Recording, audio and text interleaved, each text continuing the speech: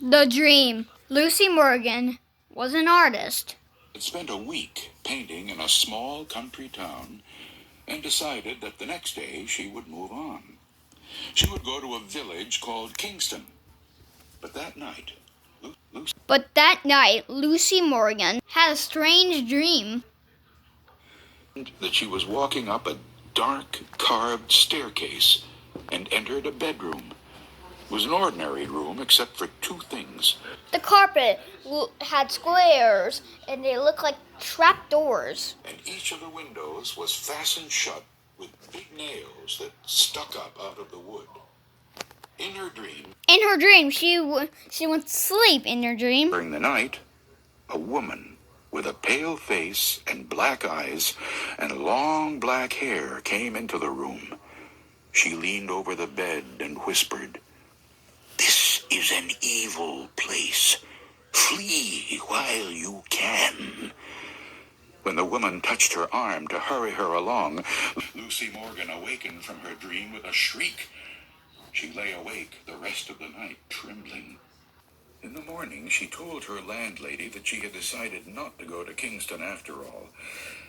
"I can't tell you why," she said, "but I just can't bring myself to go there." "Then why don't you go to Dorset?" the landlady said. "It's a pretty town, and it isn't too far." So Lucy Morgan went to Dorset. Someone told her she could find a room in a house at the top of the hill. It was a pleasant-looking house, and the landlady there, a plump, motherly woman, was as nice as could be. "Let's look at the room," she said.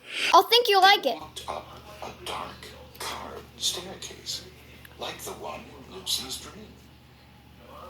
And these old houses, they must have the same stairs.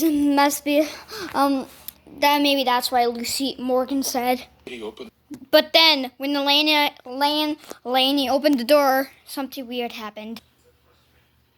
It was the room in her dream, with the same carpet that looked like trapdoors, and the same windows fastened with big nails. "It's just a coincidence," Lucy told herself. "How do you like it?" the landlady asked. "I'm not sure," she said. "Well, take your time," the landlady said. "I'll bring up some tea while you think about it."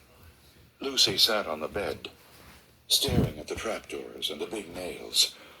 Soon there was a knock on the door. "It's the landlady with the tea," she thought. But it wasn't the landlady. It was the woman with the pale face and the black eyes and the long black hair. Morgan grabbed her things and fled.